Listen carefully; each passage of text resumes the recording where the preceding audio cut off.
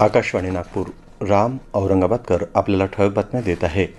मुक्त, खुलं, सर्वसमावेशक आणि समृद्ध हिंद प्रशांत क्षेत्र हा क्वाड संघटनेचा एक सामायिक प्राधान्यक्रमावरचा विषय आहे आणि त्यासाठी सर्व सदस्य देश वचनबद्ध असल्याचं पंतप्रधान नरेंद्र मोदी यांनी म्हटलं आहे. ते काल अमेरिकेत डेलावेर इथं झालेल्या क्वाड देशांच्या शिखर परिषदेच्या उद्घाटन सत्राला संबोधित करताना बोलत होते.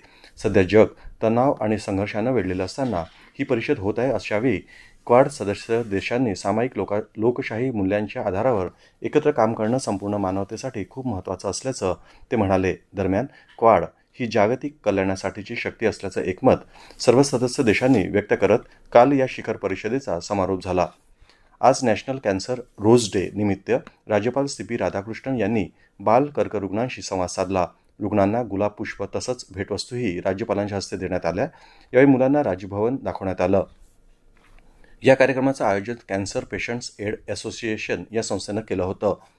नागपूर जिल्हा मनपा कर्मचारी संघटनेच्या अध्यक्षपदी ॲडव्होकेट राहुल झांबरे यांची निवड करण्यात आली आहे.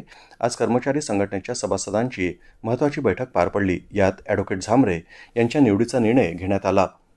डॉक्टर बाबासाहेब आंबेडकर यांनी बहिष्कृत हितकाढणी सभेच्या माध्यमातून केलेलं कार्य ऐतिहासिक असल्याचं प्रतिपादन यशवंत महाविद्यालय वर्धा इथल्या अर्थशास्त्र विभागाचे माजी विभाग प्रमुख डॉक्टर मधुकर कासारे यांनी केलं. 20 जुलै 1924 रोजी डॉक्टर आंबेडकर यांनी बहिष्कृत हितकाढणी सभेची स्थापना केली. त्याला 20 जुलै 2024 रोजी 100 वर्षे पूर्ण झाली.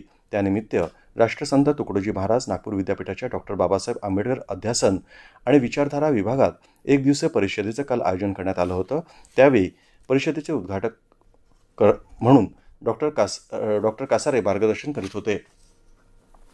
बांगलादेशात झालेल्या हिंदू अत्याचाराच्या विरोधात आज गोंदिया इथं हजारोंच्या संख्येनं महिला आणि पुरुष रस्त्यावर उतरले आणि झालेल्या घटनेच्या निषेधार्थ जनआक्रोश मोर्चा काढण्यात आला. या मोर्चामध्ये 72 समाजांनी सहभाग घेतला. शहरातील मुख्य बाजारातून हा मोर्चा निघाला आणि आंबेडकर चौक या ठिकाणी रॅलीचं समापन करण्यात आलं.